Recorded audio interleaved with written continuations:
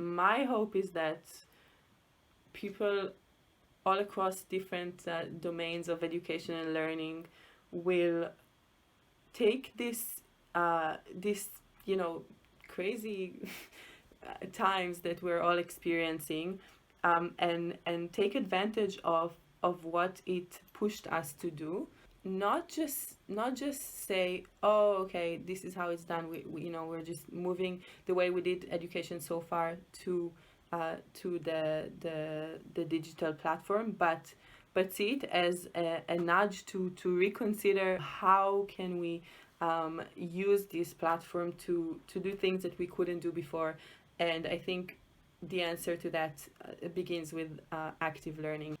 I studied philosophy and biology, which I think allowed me to get some insights into kind of the extreme ends of higher education in terms of the disciplines, um, and in particular into how it can be done in terms of active learning and online learning. Usually, when people hear, "Oh, you studied biology online," um, it's a bit surprising because it's kind of hard to imagine how can you study science online, and it is different. But I think for me, and it took me some time to understand it because I was so used to how we study in the traditional education systems.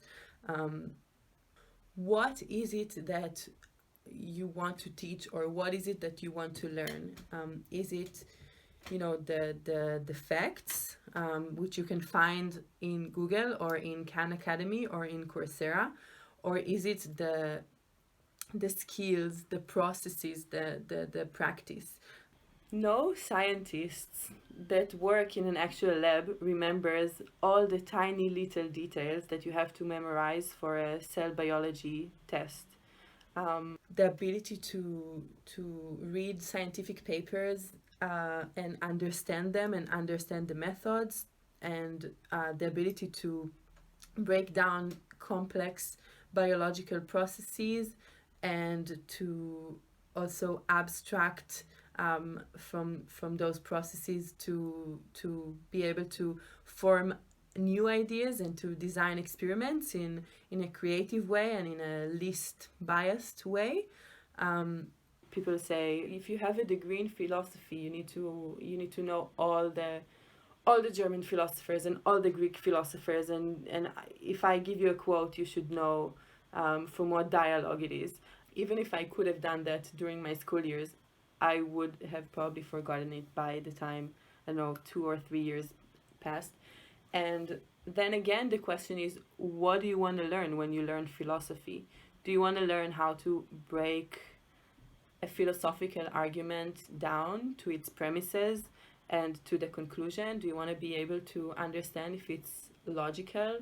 Um, do you want to be able to construct such arguments, to come up with a philosophical argument yourself? What active learning allows, and what online learning facilitates or has the ability to facilitate, is these second options, the kind of learning that is more focused on the students' ability to, I guess, in a sense, take agency over my education as a student.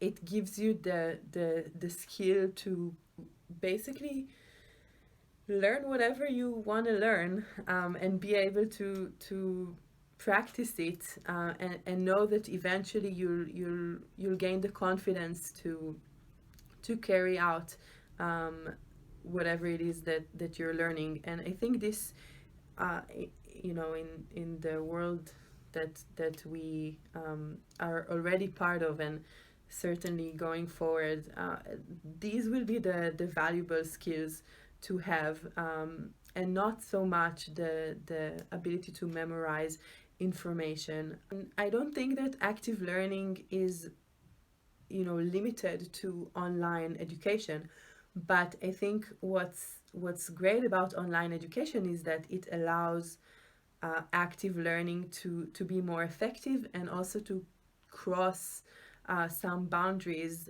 whether it's geographical ones or financial ones, um, or others, in a way that isn't possible in a physical classroom.